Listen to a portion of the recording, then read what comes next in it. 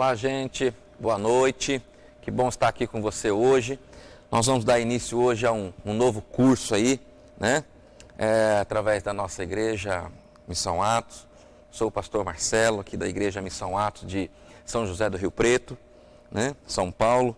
E eu quero te convidar para nós entrarmos aí numa viagem aí sobre a teologia, né? As doutrinas bíblicas.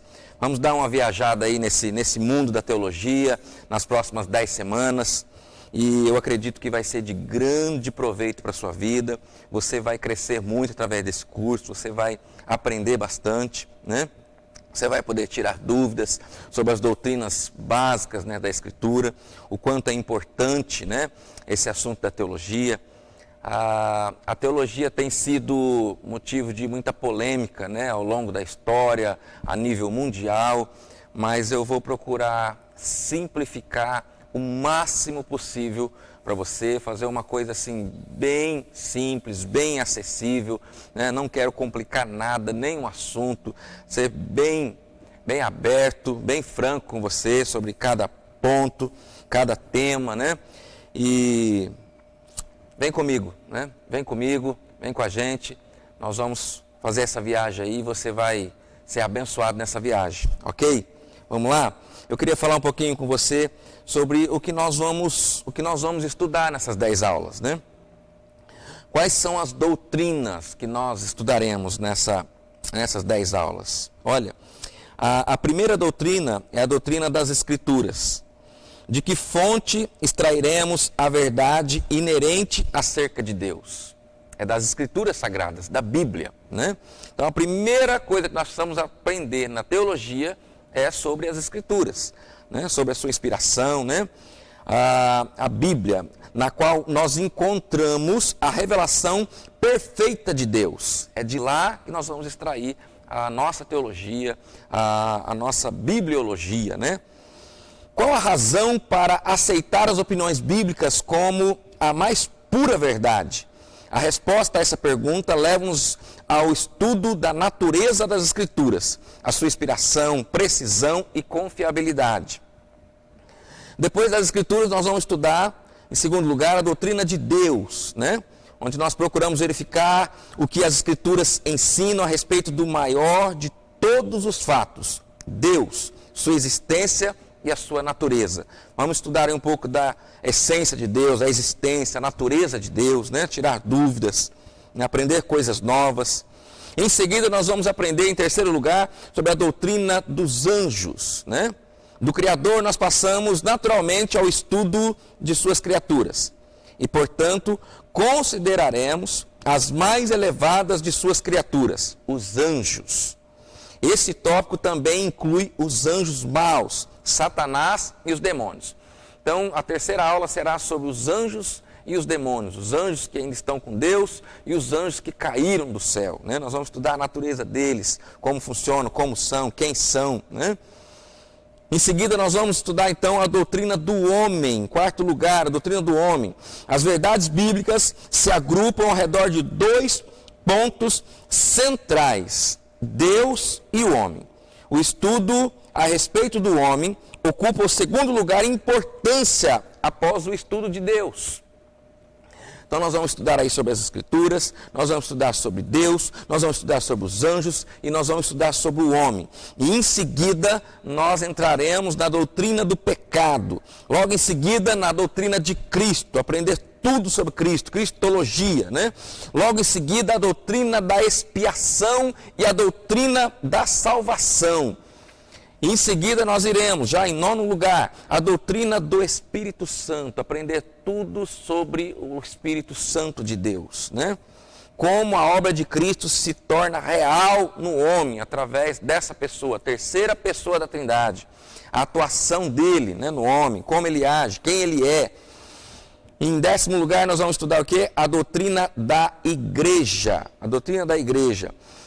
Os discípulos de Cristo, obviamente, necessitam de alguma organização para que os propósitos, adoração, instrução, comunhão e propagação do Evangelho se realizem. No Novo Testamento, fala-nos a respeito da natureza e da obra dessa organização. Então nós vamos aprender tudo aí sobre a doutrina da igreja, né? Quem é a igreja, como deve funcionar a igreja, né? Que ponto nós estamos da igreja, né? E a doutrina das últimas coisas, juntamente aí com a igreja, nós vamos já estar vendo isso também, que é a soteriologia, doutrina das últimas coisas, escatologia, né? Esse assunto muito interessante, né? É natural dirigirmos nosso olhar para o futuro e pensar: qual será o resultado final de todas as coisas, da vida, da história, do mundo, né? E do mundo. Tudo o que se relaciona com o futuro agrupa-se, portanto, sobre esse título, as últimas coisas, escatologia. Ok? Vamos lá então, né? Eu quero fazer uma pequena introdução aqui com vocês sobre a natureza da doutrina, né? A natureza da doutrina. Essa questão de doutrina, ela é importante porque a doutrina, ela tem uma importância muito grande na vida do ser humano aqui na Terra, né? E a primeira pergunta que eu quero fazer aqui com você é a seguinte, ó. Como se define a questão de doutrina cristã? Por que eu estou usando, né, por que eu estou usando essa palavra doutrina?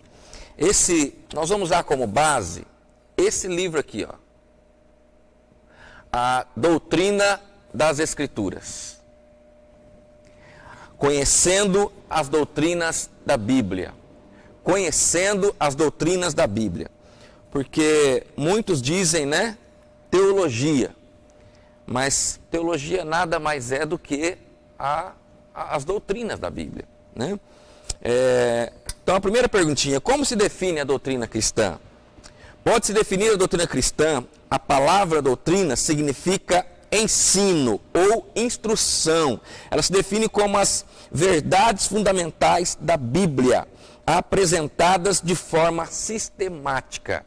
São todas as verdades fundamentais, centrais, mais importantes da palavra, apresentadas de forma sistemática, de forma correta, de forma certa, na sua ordem correta, com os fatos corretos, né? Com as provas corretas, né? Com todas as refutações a todo tipo de heresia.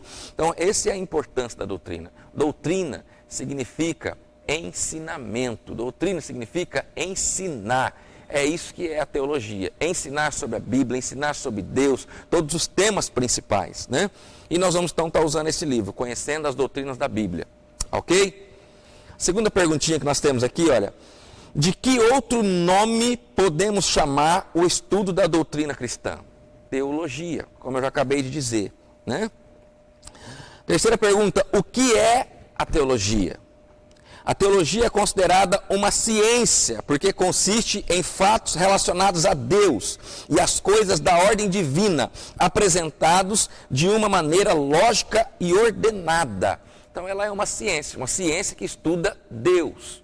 Eu não vou entrar aqui em terminologia grega, hebraica, eu não vou ficar me atendo muito a esses termos. Eu quero explicar a coisa mais prática para vocês, ok? Mas teologia, né, o estudo de Deus. Tel, no grego, hebraico, significa Deus, ok? Teologia, o estudo da pessoa de Deus, né? Então é isso que nós vamos estar estudando aqui, né? Que relação existe entre doutrina e religião? Isso é importante nós sabermos. Qual que é a relação entre doutrina e religião? Qual é a relação? Tem a ver teologia com religião? Tem alguma coisa que liga essas duas palavras ou não tem nada a ver, né? Vamos colocar aqui religião, esse termo religião aqui, nós vamos trocar ele por cristianismo, né? O cristianismo origina-se da palavra, né? A religião, ela origina-se da palavra ligare, que significa ligar. Né? Religião representa as atividades que ligam o homem a Deus em determinada relação. Então, o que é religião?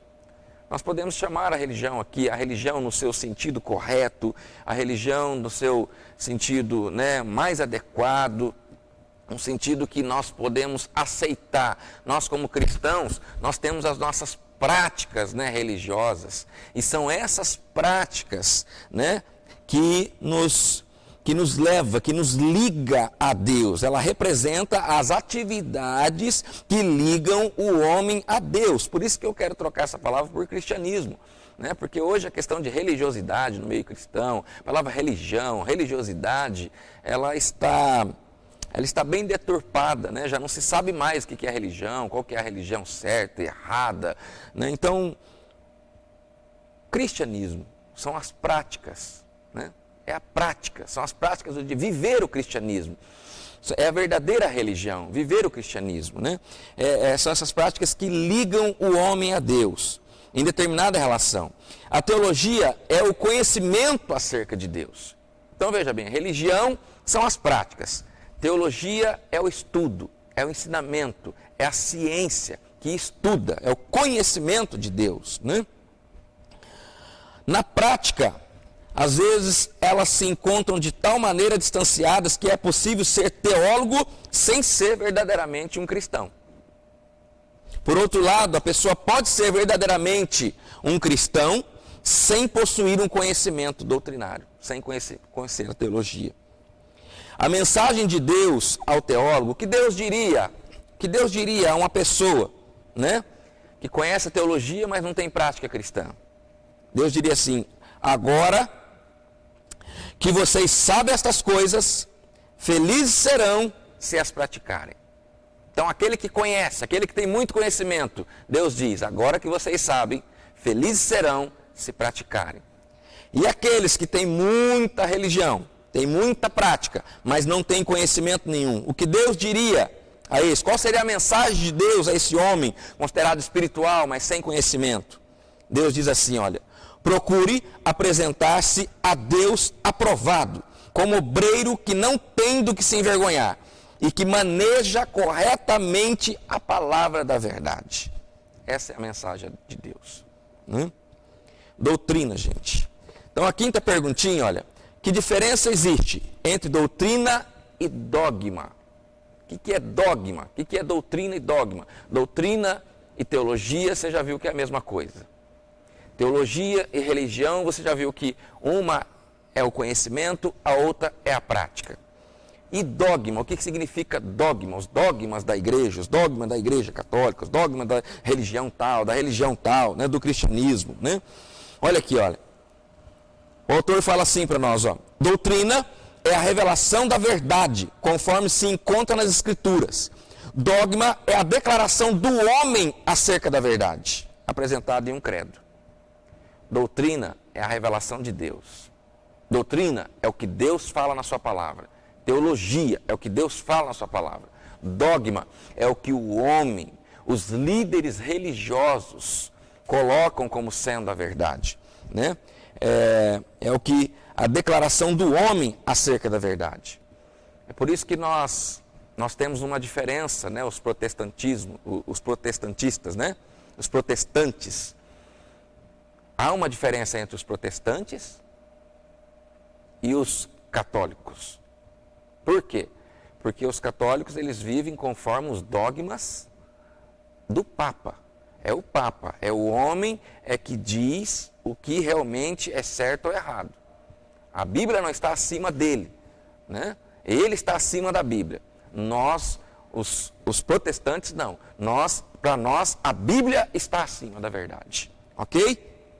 A Bíblia é a verdade, ela está acima do homem, aliás. Olha lá, sexta perguntinha.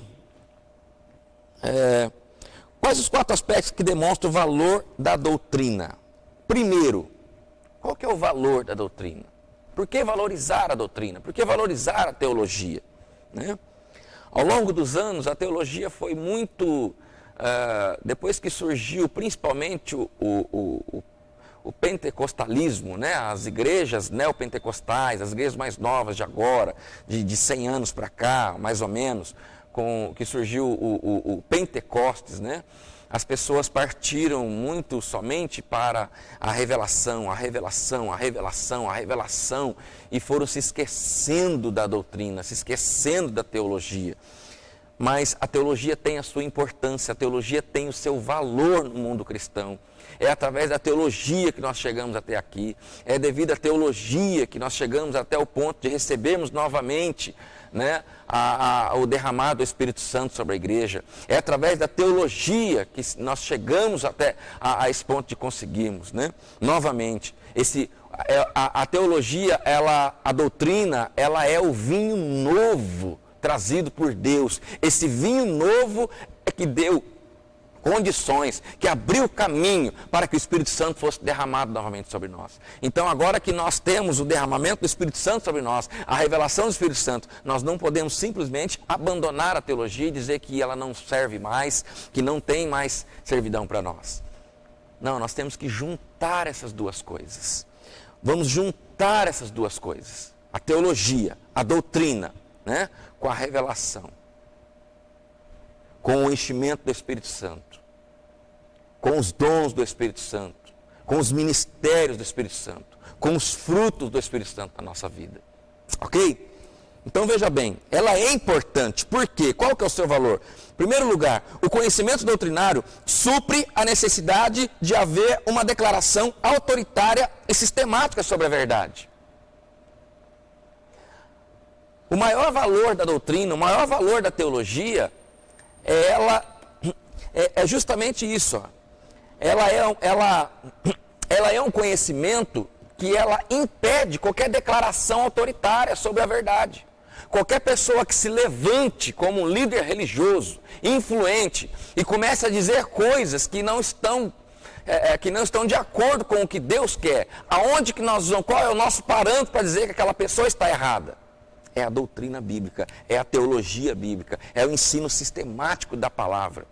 É estarmos firmes na Bíblia, que vai nos dar condições de dizer que aquela pessoa está errada. Que o que ele está falando, o que ele está declarando, vai contra o que as Escrituras estão ensinando. Então a importância da doutrina é essa, né?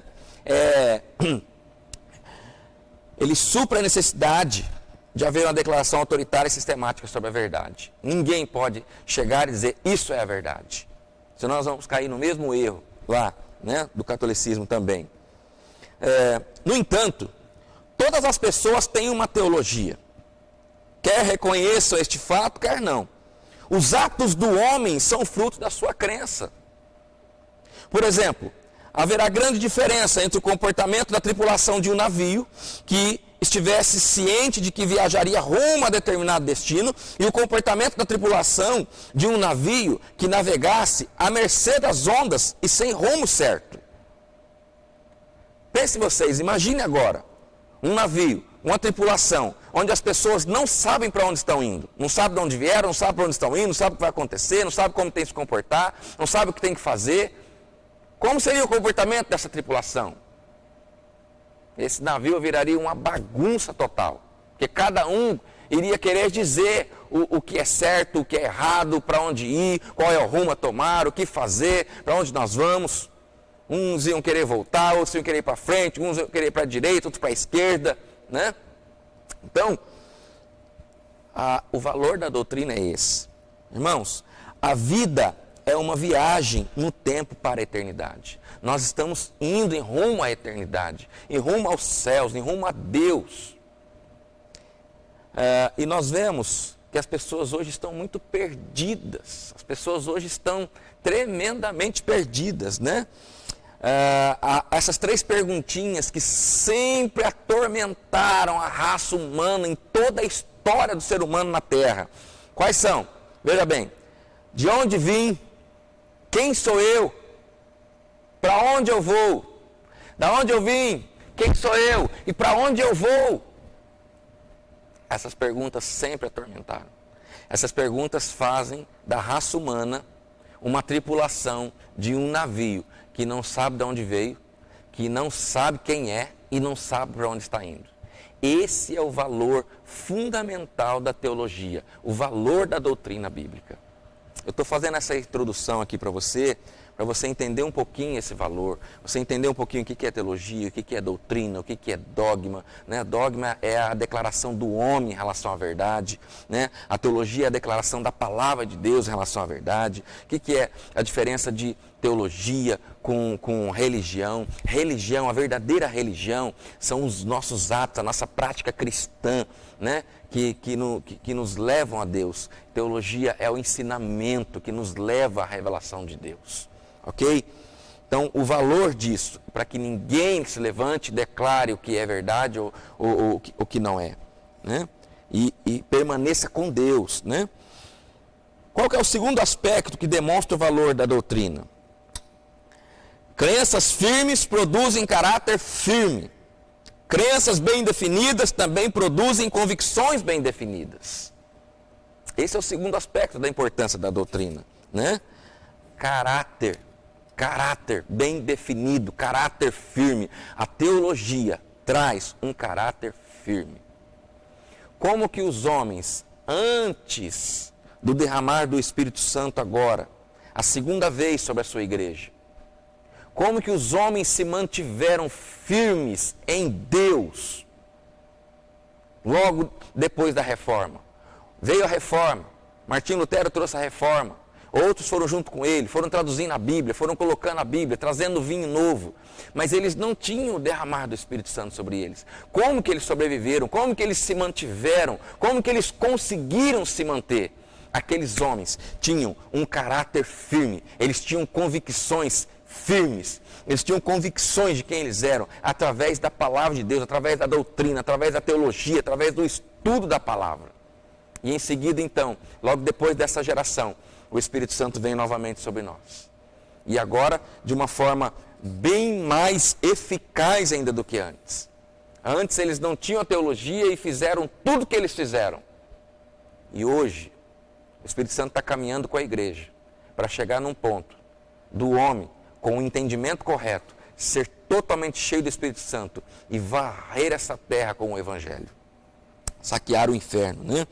Terceiro lugar, o conhecimento doutrinário é um baluarte, é uma proteção, é uma defesa contra o erro. A defesa contra o erro no cristianismo, né, dentro da igreja, é a teologia, não tem jeito. Todas as vezes, de tempos em tempos, sempre surge alguém. E hoje ainda mais. Antigamente os meios de comunicação não eram tão fortes como são hoje, né? Tão propagados como são hoje. Então, para você disseminar uma mentira, para você se levantar e declarar que algo está errado na Bíblia, ou declarar que algo novo veio a você, demorava, ia mais tempo. Hoje não, hoje de um dia para a noite. Do dia para a noite a coisa é disseminada no mundo inteiro. Do dia para a noite. Uma mentira instalada no meio cristão do dia para a noite através dos meios de comunicação. E qual que é o baluarte, qual que é a defesa, qual que é a proteção que o verdadeiro cristianismo tem? A teologia, a doutrina bíblica. É nós voltarmos para a teologia básica, voltarmos para os ensinamentos corretos da palavra de Deus. Por isso que as pessoas hoje estão indo, né? Estão com o ânimo dobre, indo para lá, indo para cá, viajando na maionese em relação às verdades, caindo em tantos engodos, caindo em tantas mentiras, embarcando em tantos navios furados, né, barcos furados em relação a ensinamentos, porque falta-lhes o conhecimento, falta-lhes a verdade. O que o Senhor Jesus nos falou? Ele disse aos fariseus: vós errais, não conhecendo as Escrituras e nem o poder de Deus. Vós errais, porque vocês não têm o conhecimento e nem o Espírito Santo. Ei, você tem o Espírito Santo. Basta você buscar o conhecimento agora. Você vai ver que algo novo acontece. Amém? Então, o conhecimento doutrinário é parte necessária do preparo mental de quem ensina a palavra de Deus. Viu? Deve haver uma certa ordem com quem ensina a palavra de Deus. Você que está me assistindo, quem se interessa por um curso desse, geralmente já é crente, geralmente já é convertido há algum tempo, geralmente já faz parte de uma igreja. Quantas pregações você já ouviu? Quantos preletores você já ouviu? Quantos pastores, apóstolos, bispos, né, presbíteros, obreiros, evangelistas, profetas? Quantas pessoas você já ouviu pregando? E eu tenho certeza que você consegue. É nítido, é claro, quando uma pessoa está pregando, ensinando, e não há uma ordem clara na sua teologia. Não há uma ordem clara. Não há uma exatidão. Não há um conhecimento. É nítido, é claro. Ele começa a viajar, começa a falar coisas que nada a ver. Começa a falar coisas que a Bíblia não apoia aquilo. Até mesmo profetas, pessoas que têm dons proféticos, que têm um ministério profético. Quantas besteiras eu já ouvi de pessoas que têm um ministério profético forte, que já foi tremendamente usado por Deus para entregar profecias que são reais, verdadeiras, mas de repente aquela pessoa está falando uma asneira total, porque ele se empolgou e na falta do conhecimento da palavra, na falta do conhecimento da doutrina correta, ele falou coisa que não devia. Então sempre junte o ministério, junte o dom, junte o poder, né? Junte a pregação com a coerência da palavra, com a coerência da teologia. Ok? Então é isso, gente. Esses 4 aspectos que nos mostra o valor, né? O valor da teologia, da doutrina bíblica. Ok? Vamos lá então, vamos começar a nossa aula de hoje, né? Vamos começar, eu quero ser bem breve aqui com você. Falar de forma bem rápida, aqui, que você já entendeu a importância da doutrina, da teologia, ok? Então nós vamos falar hoje sobre a questão das Escrituras, né? A necessidade das Escrituras, a inspiração das Escrituras, a verificação das Escrituras, né? Eu quero começar com a necessidade das Escrituras. Primeira coisa, essa revelação é desejável e necessária.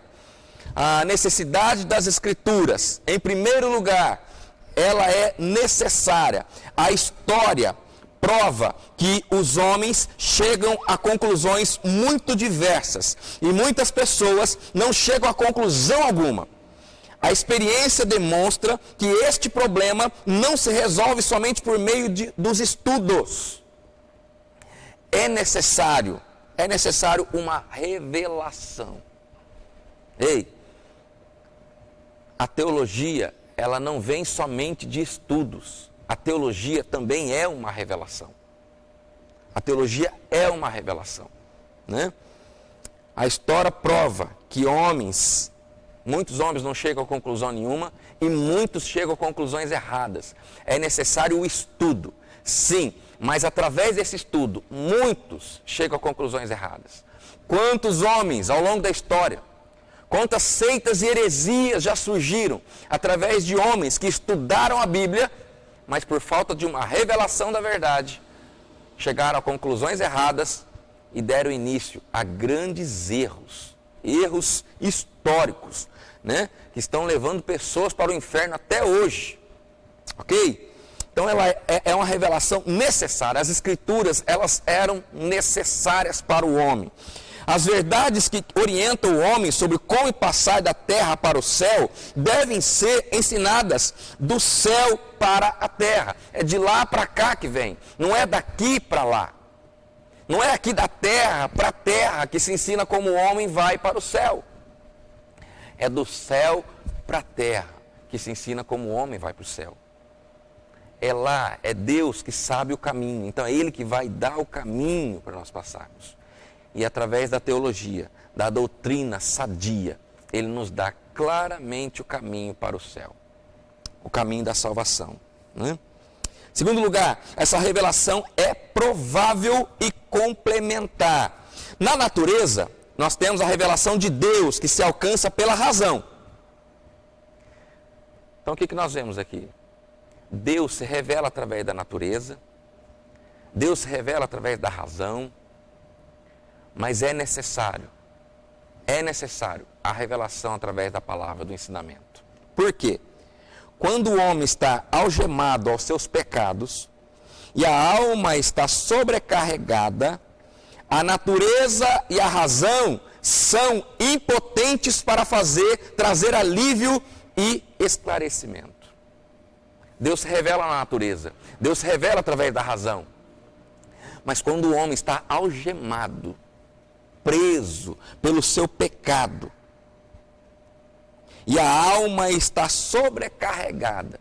A natureza e a razão são impotentes. É necessário uma revelação. Por isso que Deus deu a revelação por escrito, né? Em terceiro lugar, essa revelação teria que ser por escrito. Teria que ser por escrito. Os livros representam o melhor meio de preservar a verdade em sua integridade, a fim de transmiti-la de geração a geração. A memória e a tradição não são confiáveis. Veja bem, a memória e a tradição não são confiáveis. O homem se esquece facilmente das coisas. A tradição facilmente se desvia do propósito. A tradição facilmente se desvia. A tradição facilmente vira simplesmente um cumprimento de regras, um cumprimento de festas, né? Um cumprimento de religiosidade. Viram simplesmente obrigações religiosas. Então, a história nos mostra que a memória e a tradição não servem para manter uma revelação. É necessário algo escrito, é necessário um documento escrito, viu? E veja bem, eu vou ser sincero com vocês. Se Jesus viesse hoje, nos nossos dias, eu acredito que, mesmo hoje, com toda a tecnologia que nós temos, a nível de mídia, de áudio, de vídeo que nós temos hoje, Jesus, Deus, ainda decidiria deixar por escrito a sua revelação. Ainda é hoje o melhor meio de se manter a revelação e não cair simplesmente, né, no esquecimento da memória ou na religiosidade da tradição. Ok? A inspiração das Escrituras. Isso aqui é importante nós sabermos, né? Então veja bem, ela é necessária. A revelação é necessária, né? Nós estamos vendo sobre a necessidade das Escrituras. Ela é necessária, né? Ela teria que ser por escrito. E agora a inspiração das Escrituras. Toda a Escritura é inspirada por Deus. Literalmente, é dada pelo sopro de Deus. Declara Paulo em 2 Timóteo 3,16, né? Olha só o que ele fala. Toda a Escritura é inspirada por Deus e útil para o ensino, para a repreensão, para a correção, para a educação na justiça. Pois toda a Escritura Sagrada é inspirada por Deus e é útil para ensinar a verdade, condenar o erro, corrigir as faltas e ensinar a maneira certa de viver. Olha o que a Bíblia está nos falando. Paulo está nos mostrando claramente. Essa palavra não foi revelada, ela não é fruto da mente humana. Ela não é fruto da mente humana. Ela é inspirada pelo Espírito Santo. Ela teve vários escritores ao longo da história, mas um só é o autor. Ele chama-se Espírito Santo de Deus. Ok? Então veja bem, e Pedro também nos escreve assim, olha. Pois jamais a profecia teve origem na vontade humana, mas homens falaram da parte de Deus, impelidos pelo Espírito Santo. Impelidos pelo Espírito Santo. Dirigidos, guiados pelo Espírito Santo, né? Então, a Bíblia, ela é a inspiração do Espírito Santo. Não há como negar essa inspiração, né? Inspiração é a influência sobrenatural do Espírito de Deus sobre a mente humana. Mas não adianta nós queremos explicar isso para o homem natural. Quem entende isso é o homem espiritual. É aquele que já aceitou Jesus como seu Senhor, como seu Salvador. Preste atenção. Preste atenção como é você ensinar, tentar explicar para uma pessoa que não conhece Jesus, que não tem uma experiência com Jesus, que não teve o seu coração quebrantado por uma pregação, que nunca entregou a sua vida a Jesus. Como é difícil você tentar convencer uma pessoa dessa de que a Escritura é inspirada por Deus. Eles vão dizer, isso aí foi o homem que escreveu, isso aí foi o comedor de feijão que escreveu. Eu não acredito, isso aí foram os homens, isso aí foi deturpado, foi o homem que escreveu isso. Eles vão dizer sempre isso. Isso é uma fortaleza que existe na mente das pessoas. Por isso que você nunca deve ficar tentando convencer ninguém das Escrituras. Não fique com versículos e mais versículos tentando convencer as pessoas da verdade. Pregue o amor de Deus primeiramente para as pessoas. Pregue o amor de Jesus o amor de Deus através da vinda do Senhor Jesus. Quando Ele enviou Jesus foi para isso. Aí então, quando a pessoa ela aceita a obra de Jesus, ela aceita o sacrifício de Jesus, o Espírito Santo naturalmente, automaticamente vem sobre ela e os olhos dela se abrem. E aí você pode mostrar para ela que as Escrituras são inspiradas, que ela vai entender, ela vai acreditar facilmente. Porque agora ela tem o Espírito Santo. Um dos fatos que eu vejo, isso eu vejo na minha experiência, né? Em relação à prova de que as Escrituras são inspiradas, é que você prega a palavra para as pessoas, aliás, você pede para as pessoas lerem a palavra, e as pessoas, quando a pessoa não aceitou Jesus, quando ela não entende, ela não tem o Espírito Santo, ela vai voltar para você e dizer, eu não estou entendendo, eu não consigo entender a Bíblia, eu já tentei ler a Bíblia, eu não consigo, embaralha toda a minha mente. Me dá um sono, me dá uma dor de cabeça, eu não consigo entender, a minha mente não abre. Pessoas esclarecidas, pessoas estudadas, pessoas que têm alto nível de estudo, pessoas que são graduadas, dizem a mesma coisa, eu não consigo entender a Bíblia.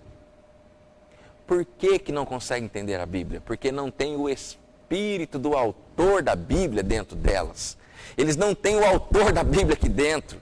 Então eles não vão entender.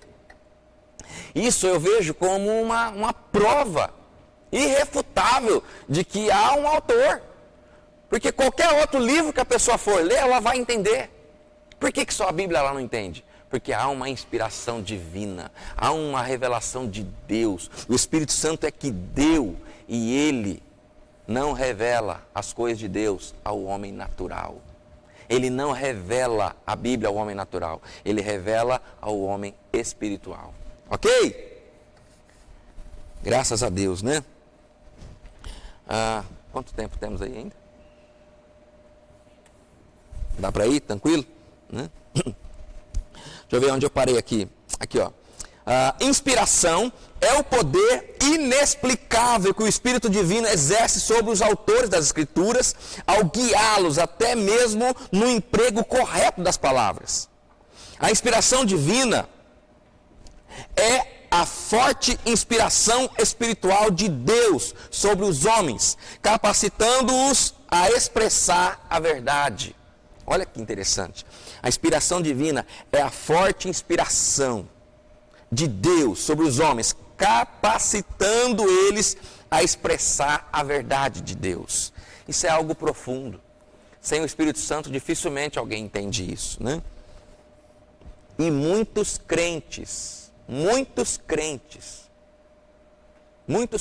hoje, se bobear, ainda duvidam da inspiração da Bíblia, da inspiração do Espírito Santo para escrever a Bíblia, né?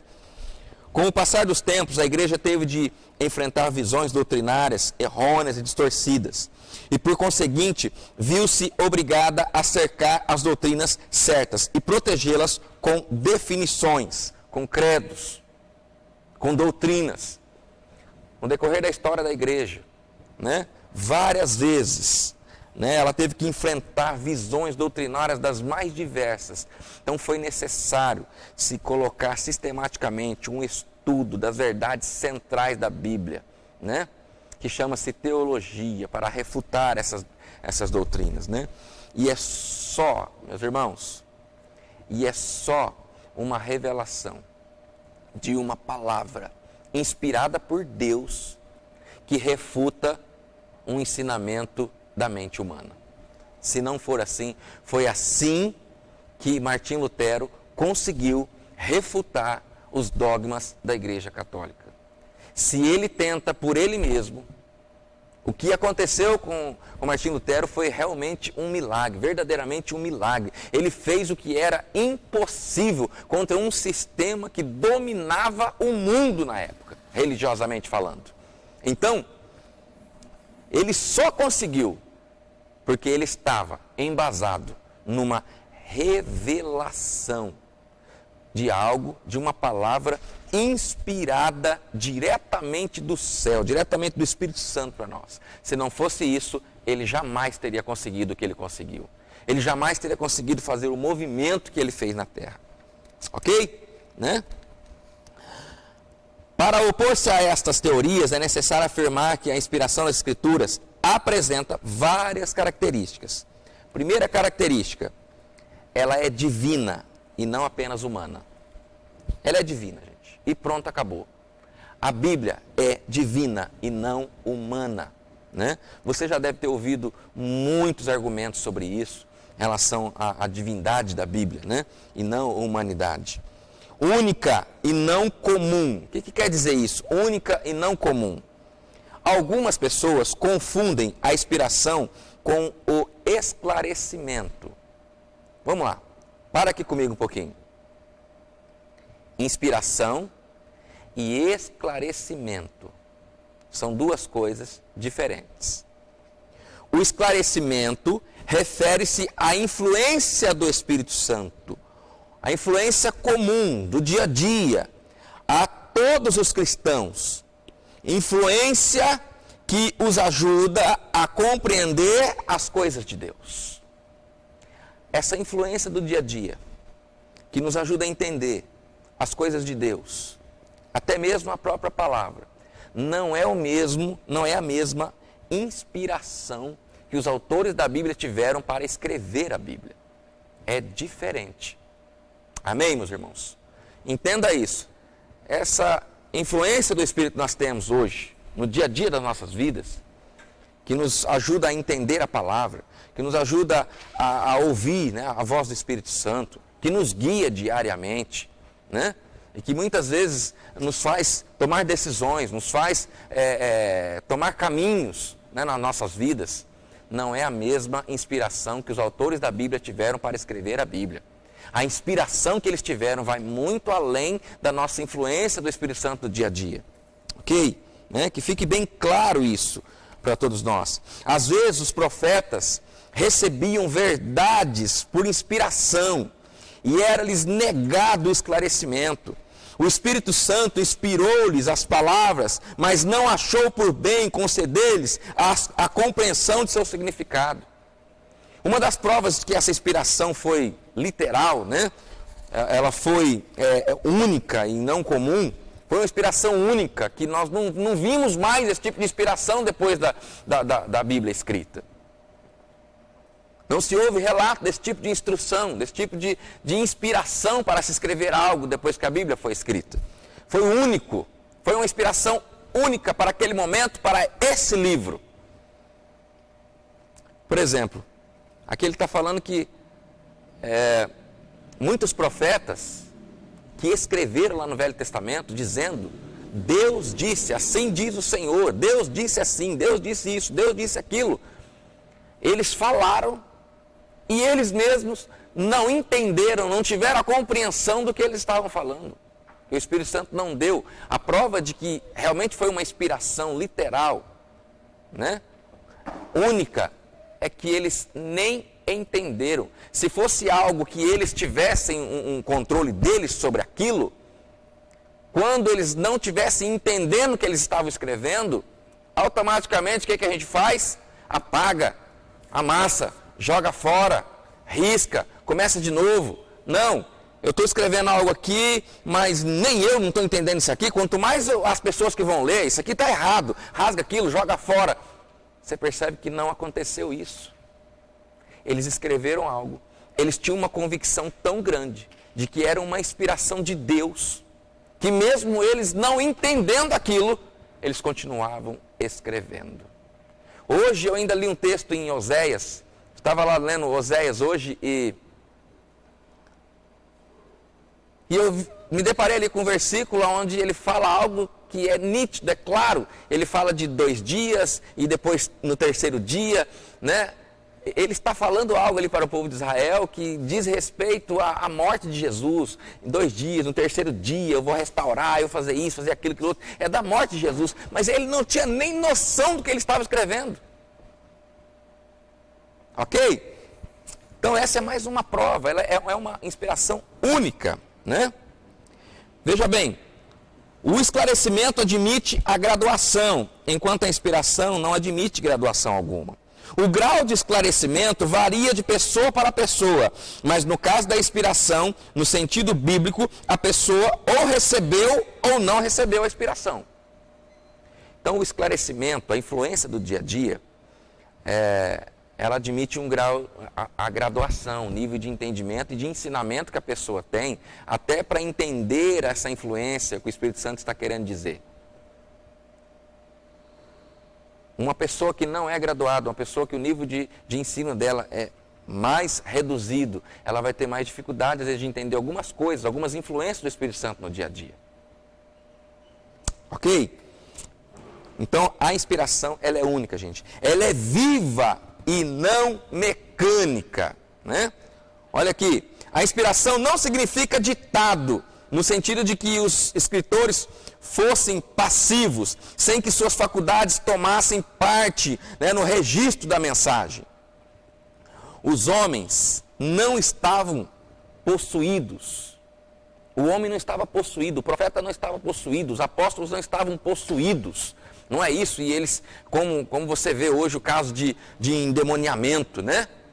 Como você vê hoje casos aí de endemoniamento, as faculdades da pessoa, elas somem, o espírito toma conta, é o espírito que fala, o espírito que faz, que pega banco, joga para cima da igreja, cadeira, e faz isso, faz aquilo, aquilo outro, né?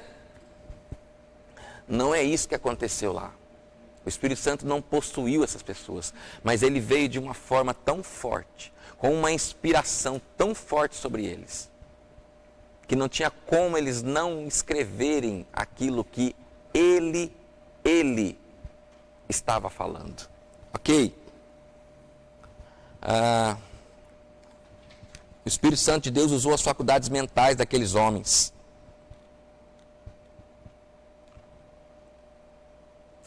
Irmãos, e nós temos visto, ao longo da história, que Deus nada fez a não ser por intermédio do homem.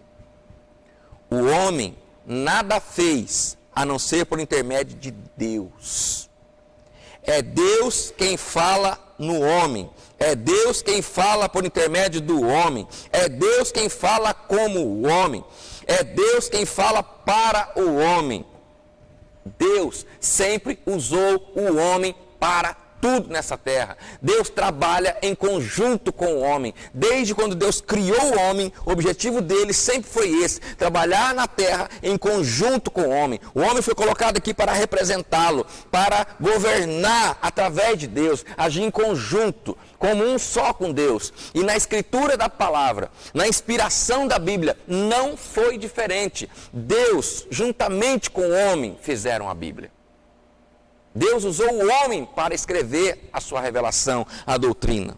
Ok? Ela é uma revelação completa, não apenas parcial, né? Ela não é parcial, ela é completa. Ela é completamente inspirada pelo Espírito Santo. Verbal, em quinto lugar, ela é verbal e não apenas conceitual. Não é um conceito, ela é verbal, né? Homens falaram da parte de Deus, impelidos pelo Espírito Santo. Além disso, é difícil separar a palavra do pensamento. Veja bem, o pensamento é uma palavra antes dela ser proferida. O pensamento é uma palavra antes dela ser proferida. Pensamentos, então veja bem, pensamento é uma palavra antes de ser proferida. Então, automaticamente, pensamentos divinamente inspirados teriam sua expressão em palavras divinamente inspiradas. Se o pensamento o pensamento são palavras que vão ser proferidas, um pensamento divinamente inspirado vai gerar palavras divinamente inspiradas. É natural isso, né? Veja bem, a verificação das Escrituras, elas afirmam ser inspiradas. A própria Escritura afirma que é inspirada, né?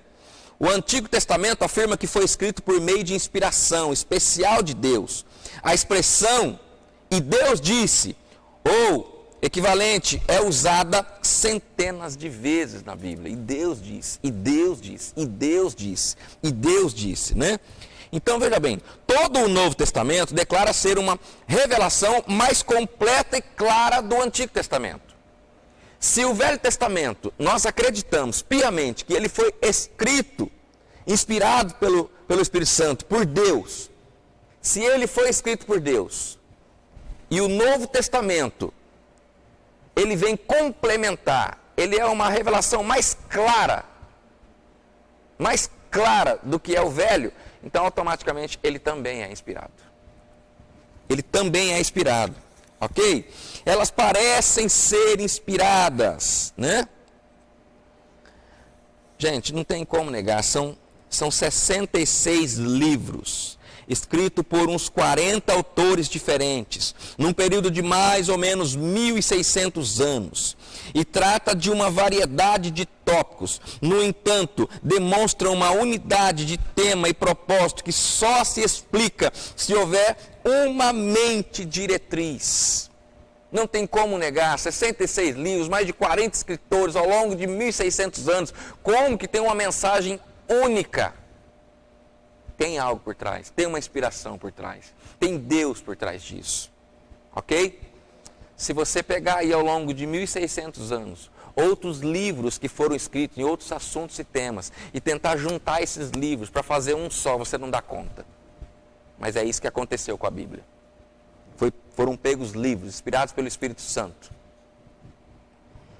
ao longo de 1.600 anos, onde se formou um só livro, com um só autor, uma só mensagem. Daí vem o termo Bíblia, né? Que quer dizer coleção de livros. Coleção de livros, né? Veja bem, nunca tantos homens escreveriam tantos desígnios contra a sua própria carne. Outra coisa que nos mostra que a Bíblia era inspirada por Deus, há uma inspiração divina, porque quando que tantos homens escreveriam tantos desígnios, tantos princípios, tantos credos, tantas doutrinas, que vão contra os desejos da sua carne, que vai contra os desejos da carne do ser humano. O homem jamais escreveria tantos livros ao longo de tantos anos, que vai todos eles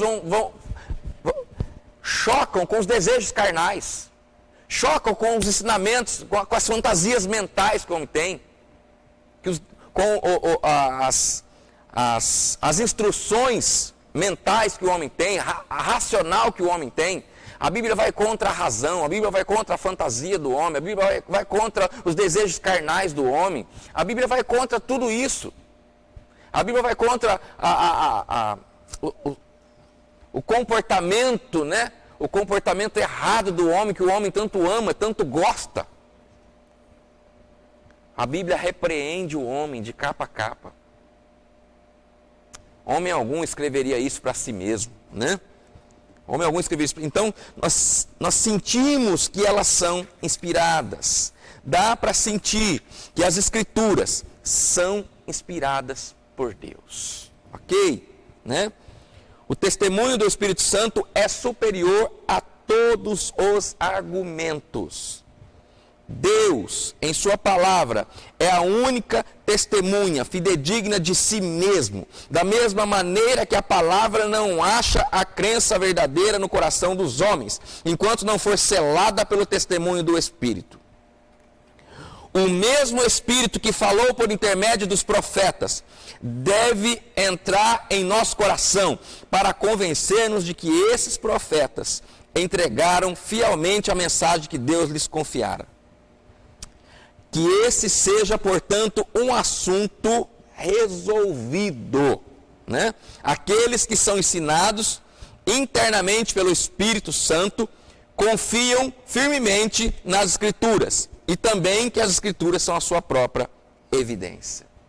Irmãos, não tem como negar, ok? Então veja bem, quando você, para nós encerrarmos aqui, eu queria só explicar um pouquinho esse termo para você. Quando você ouve esses termos, né? Existem os termos aí que é canônicos, né? Não canônicos. Está lá na frente aqui. Aqui achei. Esse termo, Velho Testamento, Novo Testamento, o que significa isso? Uma velha aliança, um velho pacto que foi feito com Deus. E agora nós vivemos numa nova aliança, num novo pacto feito por Deus, né? Então, o que significa esse testamento? É aliança, pacto, um velho pacto, uma velha aliança. Agora uma nova aliança, um novo pacto. Nós estamos vivendo agora um novo pacto de Deus com o homem, né? O pacto do cristianismo, né? O pacto feito por Jesus lá na cruz comigo e com você. Quando você ouve a palavra cânon das Escrituras, a canonização das Escrituras, o livro é canônico ou não é canônico, o que significa isso? Só para você entender, né? Veja bem, a Bíblia é um conjunto de livros, né? Como eu acabei de falar agora há pouco, é um conjunto de livros. Bíblia significa isso, um conjunto de livros. Então, como que se chegou a esse conjunto de livros? Foi feito um concílio, onde as pessoas, maiores autoridades da época, né? Pessoas que entendiam das Escrituras, da palavra, eles se reuniram e decidiram qual livro era inspirado pelo Espírito Santo e qual não era. E realmente, se você olhar os livros apócrifos, se você olhar os outros livros que estavam em pauta, realmente foram escolhidos os livros corretos, os livros certos. Então, quando se fala que esse livro faz parte do cânon da Bíblia, significa padrão. O cânon significa um padrão. Eles colocaram o livro dentro de um padrão, dentro de um sistema, né? Canonização, esse livro foi canonizado, significa um processo de escolha, ele passou por um processo de escolha.